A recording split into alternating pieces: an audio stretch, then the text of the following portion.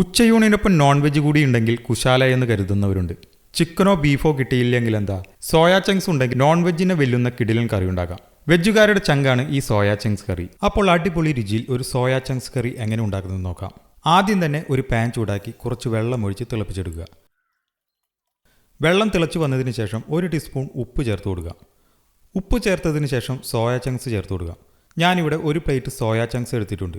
Soya chunks ഇതിലോട്ട് ഇട്ടതിന് ശേഷം 2 മിനിറ്റ് ചെറിയ തീയിൽ വേവിച്ചെടുക്കണം. അങ്ങനെ വെള്ളമെല്ലാം വറ്റി സോയാ ചങ്ക്സ് നല്ലപോലെ വെന്തു വന്നിട്ടുണ്ട്. ഇനി ഇത് വേറൊരു പാത്രത്തിലേക്ക് കോരി മാറ്റി വയ്ക്കാം. കോരി മാറ്റി വെച്ച് ചൂടാറിയതിന് ശേഷം നല്ലപോലെ പിഴിഞ്ഞ് വെള്ളം കളഞ്ഞ് എടുക്കണം. മിനിമം 2 പ്രാവശ്യമെങ്കിലും പിഴിഞ്ഞ് നല്ലപോലെ വെള്ളം കളഞ്ഞെടുക്കണം. അതിനുശേഷം ഒരു പാൻ ചൂടാക്കി അതിലോട്ട് 3 ടേബിൾ സ്പൂൺ വെളിച്ചെണ്ണ ഒഴിച്ചു കൊടുക്കുക. വെളിച്ചെണ്ണ നല്ലപോലെ ചൂടായതിനു ശേഷം 4 വറ്റൽമുളക് ഇട്ട് കൊടുക്കുക. കൂടെ 1 ടീസ്പൂൺ പെരിഞ്ജീരകം ചേർത്ത് കൊടുക്കുക. ഇനി ഇത് ചെറിയ തീയിൽ 1 മിനിറ്റ് വറുത്തെടുക്കുക. അങ്ങനെ മുളകും പെരിഞ്ജീരകവും ഇതുപോലെ വറുത്തെടുത്തതിന് ശേഷം ഇഞ്ചി വെളുത്തുള്ളി ചതച്ചത് ചേർത്ത് കൊടുക്കുക. 1 കുടം വെളുത്തുള്ളി, ഒരു ചെറിയ കഷ്ണം ഇഞ്ചിയാണ് ഞാൻ ഇവിടെ ചതച്ച് ചേർത്തിരിക്കുന്നത്. ഇഞ്ചി വെളുത്തുള്ളി ചതച്ചത് ചേർത്ത് 1 മിനിറ്റ് നല്ലപോലെ ഇളക്കി കൊടുക്കണം.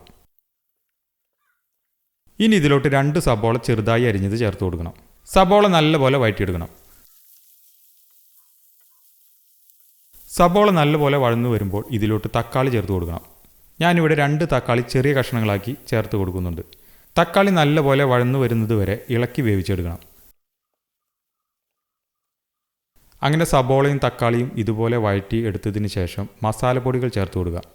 ആദ്യം തന്നെ തീ കുറച്ച് വച്ചതിന് ശേഷം 1 ടീസ്പൂൺ മുളക് പൊടി, 1 ടീസ്പൂൺ കുരുമുളക് പൊടി, 1 ടീസ്പൂൺ മല്ലിപ്പൊടി, 1/4 ടീസ്പൂൺ മഞ്ഞൾപ്പൊടി, 1 ടീസ്പൂൺ ഗരം മസാല കൂടി ചേർത്ത് പൊടികളുടെ പച്ചമണം മാറുന്നത് വരെ 2 മിനിറ്റ് ഇളക്കി കൊടുക്കണം.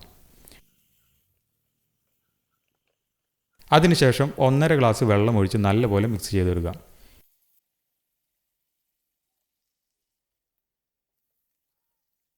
ഇനി ഇതിലോട്ട് 1 ടീസ്പൂൺ ഉപ്പ് ചേർത്ത് കൊടുത്ത് മിക്സ് ചെയ്യുക.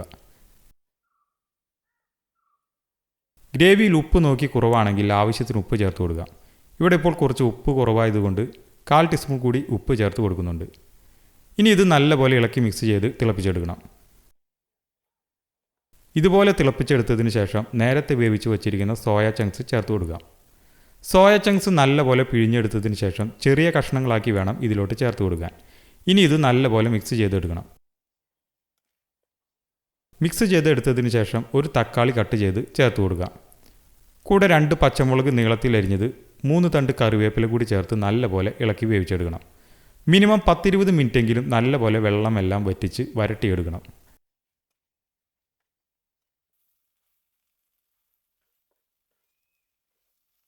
അങ്ങനെ നമ്മുടെ സോയാ ചങ്ക്സ് ഇതുപോലെ വരട്ടിയെടുത്തതിന് ശേഷം ഇതിലോട്ട് കുറച്ച് ടൊമാറ്റോ സോസ് ചേർത്ത് കൊടുക്കുക.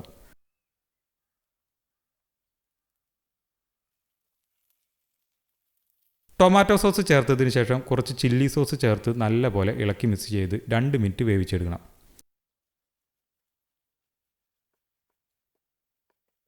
അങ്ങനെ നോൺ വെജിന് വെല്ലുന്ന കിടിലൻ സോയാ ചങ്ക്സ് കറി തയ്യാറായിരിക്കുകയാണ്. അപ്പോൾ വീഡിയോ ഇഷ്ടപ്പെട്ടാൽ മറ്റുള്ളവരിലേക്ക് ഷെയർ ചെയ്ത് കൂടെ പേജ് ഒന്ന് ഫോളോ ചെയ്യുക.